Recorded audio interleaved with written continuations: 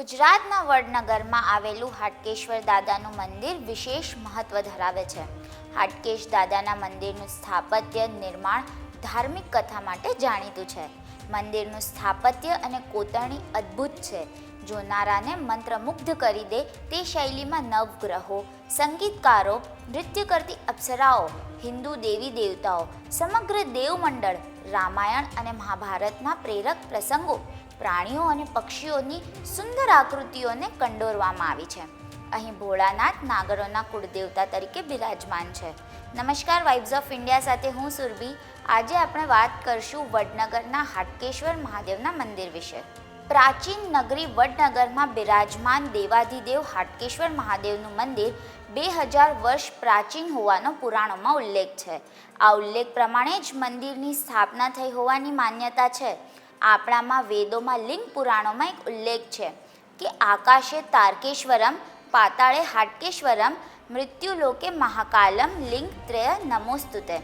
એટલે કે આકાશમાં તારકેશ્વર રૂપે, પાતાળ લોકમાં હાટકેશ્વર રૂપે અને મૃત્યુલોકમાં એટલે કે પૃથ્વી લોકમાં મહાકાલ રૂપે દેવાધિદેવ મહાદેવ બિરાજમાન અને પૂજનીય છે. આપણી હિન્દુ સંસ્કૃતિના 18 પુરાણો છે, જેમાંના સ્કંદ પુરાણમાં 6ઠ્ઠા અધ્યાયમાં નગરખંડમાં હાટકેશ્વર દાદાની સ્થાપના વિશે રસપ્રદ ઉલ્લેખ કરવામાં આવ્યો છે. માતા સતીના પિતા દક્ષ પ્રજાપતિએ માતા સતી અને શિવજીને મહાયજ્ઞમાં આમંત્રણ આપ્યું ન હતું. તેમ છતાં માતા સતી ત્યાં પહોંચ્યા હતા. ત્યાં પિતા દ્વારા તેમનું અને શિવજીનું અપમાન થતાં સતીએ પોતાના શરીરને હોમી દીધું. તે પછી મહાદેવે ત્યાં આવીને માતા સતીના મૃતદેહને ખભે ઉપાડીને પૃથ્વી પર ક્રોધાયમાન અવસ્થામાં ભયંકર તાંડવ કરવા લાગ્યા. શિવજીનો ક્રોધ શાંત કરવા વિષ્ણુ ભગવાને સુદર્શન ચક્રથી સતીના પાર્થિવ દેહના 51 ટુકડા કર્યા, જે ધરતી પર પડતા 51 શક્તિપીઠ બની છે. જે બાદ પણ શિવજીનો ક્રોધ શાંત ન થયો. પત્ની શોકમાં ગમગીન શિવજી દિગંબર અવસ્થામાં આવી ગયા. મહાદેવના દિવ્ય રૂપથી ઋષિઓની પત્નીઓ મોહિત થઈ ગઈ અને તેમની પાછળ દોડવા લાગી હતી.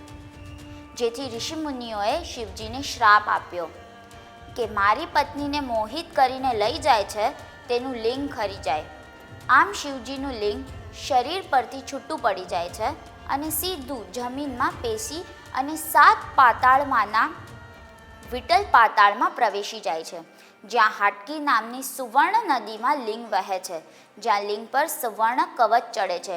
ક્રોધ શાંત થયા બાદ શિવજી કહે છે કે અત્યાર સુધી મારા દેહની પૂજા થતી હતી, હવે લિંગની પણ પૂજા થશે. ત્યારથી આ શિવલિંગનું નામ હાટકેશ્વર પડ્યું અને દેવાધિદેવ મહાદેવની સ્થાપના થઈ. આ શિવાલયની પૂજા અર્ચના દેવોએ પણ કરી છે, જેમાં શ્રી કૃષ્ણ અને ભગવાન રામ પણ અહીં આવી શિવજીના આશીર્વાદ મેળવ્યા હતા. શ્રી રામ દ્વારા પિતૃઓના મોક્ષ માટે શર્મિષ્ઠા તળાવના ઋષિ ઘાટ પર પિંડદાન કરી હાટકેશ્વર દાદાની પૂજા કરી હતી.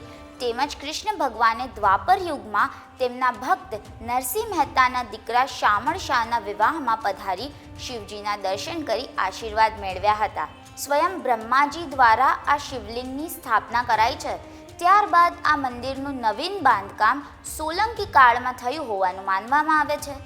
આ મંદિરની બાંધકામ શૈલી અન્ય શિવાલય કરતાં અલગ તરી આવે છે. અન્ય શિવાલયોમાં શિવલિંગ બાદમાં કાચબાના સ્વરૂપે ભગવાન વિષ્ણુ બિરાજમાન હોય છે. બાદમાં તેમનું પ્રિય વાહન નંદી બિરાજમાન હોય છે. જ્યારે આ મંદિરમાં શિવલિંગ બાદ 2 નંદી, બાદમાં કાચબા સ્વરૂપે ભગવાન વિષ્ણુ બિરાજમાન છે, જેની પણ રોચક કથા સંકળાયેલી છે.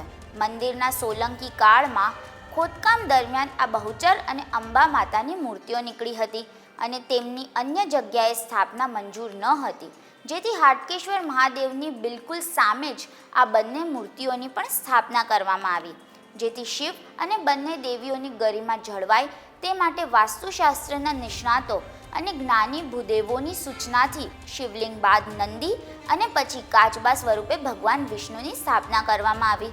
મંદિરના બાંધકામમાં વાસ્તુશાસ્ત્ર પ્રમાણે અનેક દેવી દેવતાની મૂર્તિઓ પણ સુંદર કોતરણીઓમાં જોવા મળે છે. ભવ્ય તીર્થ સ્થળ હાટકેશ્વર મંદિર ભારતીય સંસ્કૃતિ અને શાસ્ત્રીય શૈલીના આધારે બનાવવામાં આવ્યું છે. ચૈત્ર સુદ 14ના દિવસે હાટકેશ્વર દાદાની જન્મ જયંતિ મનાવવામાં આવે છે. તે દિવસે ભક્તોની વિશેષ ભીડ પણ જોવા મળે છે.